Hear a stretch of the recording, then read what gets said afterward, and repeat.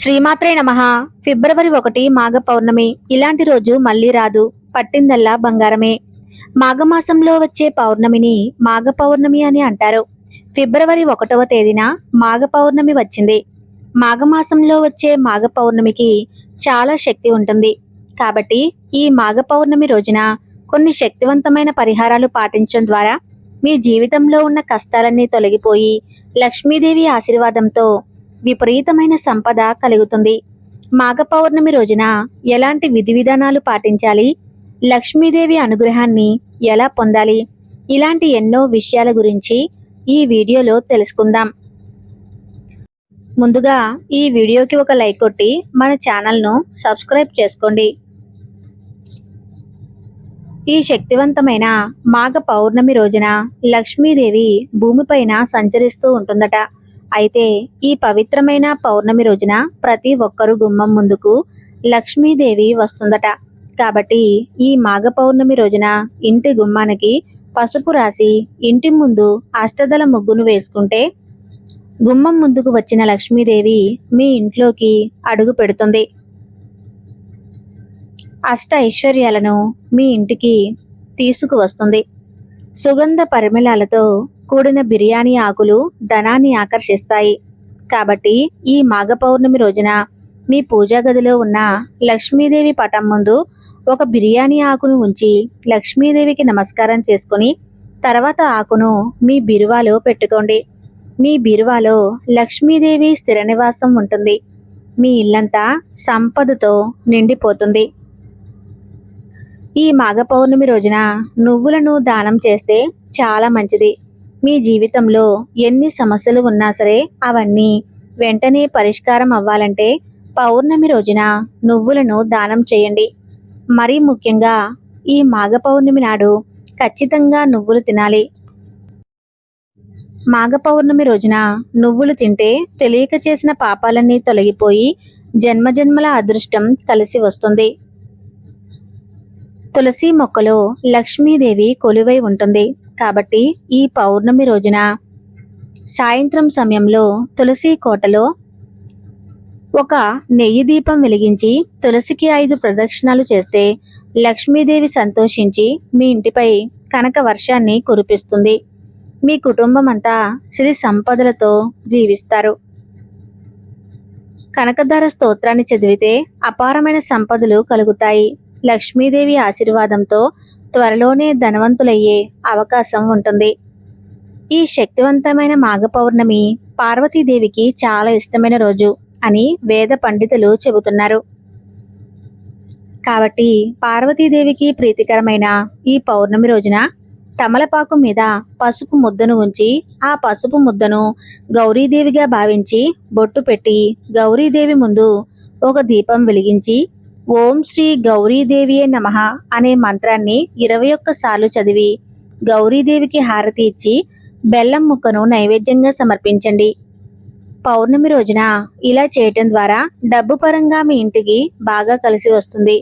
విపరీతమైన సంపద మీ కుటుంబానికి సిద్ధిస్తుంది.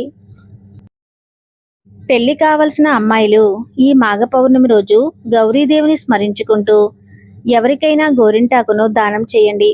గౌరీదేవి ఆశీర్వాదంతో మీ వివాహ ప్రయత్నాలు విజయవంతం అయ్యి తొందరలోనే మంచి సంబంధం కుదురుతుంది.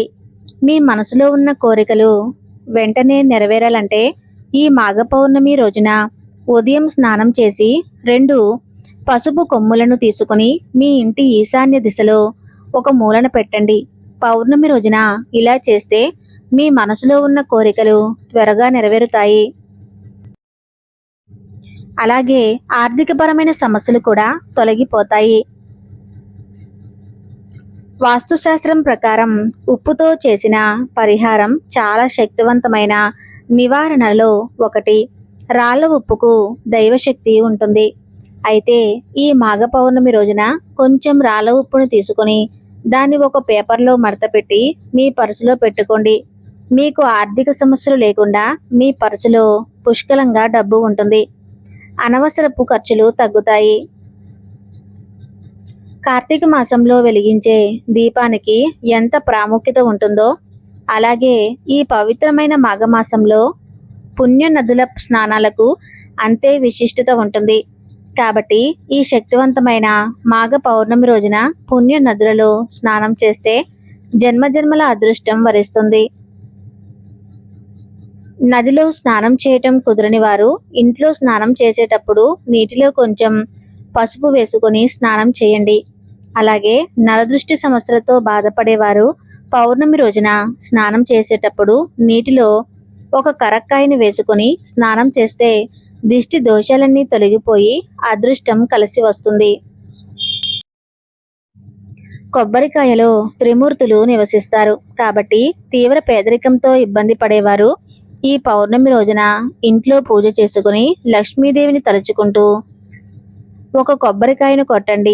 డబ్బు సమస్యలన్నీ వెంటనే తీరిపోతాయి.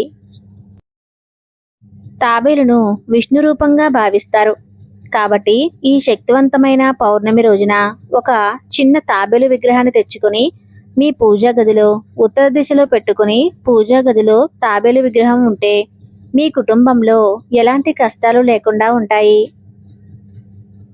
జీవితంలో డబ్బు కొరత ఏర్పడదు.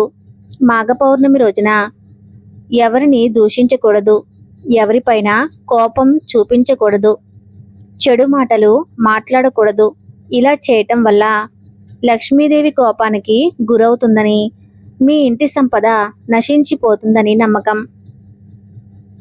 అలాగే పౌర్ణమి రోజున గోర్లు కత్తిరించకూడదు. ఈ మాఘ పౌర్ణమి రోజున నల్లని వస్త్రాలను ధరించకూడదు. పౌర్ణమి రోజున నల్లటి వస్త్రాలు ధరిస్తే మీ జాతకంలో దురదృష్టం పడుతుంది. మాఘ పౌర్ణమి రోజున ఆలస్యంగా నిద్రలేవకూడదు. ఈ రోజున ఇంటిని మురికిగా ఉంచకూడదు. ఏలినాటి శని దోషాలు, అష్టమి శని దోషాలు, కుజ దోషాలు మీ జాతకంలో ఏ దోషాలు ఉన్నా సరే ఈ మాఘ పౌర్ణమి రోజున నవగ్రహాలు ఉన్న దేవాలయానికి వెళ్ళి గురుగ్రహానికి నమస్కారం చేసి పసుపు రంగు వస్త్రాన్ని సమర్పించండి.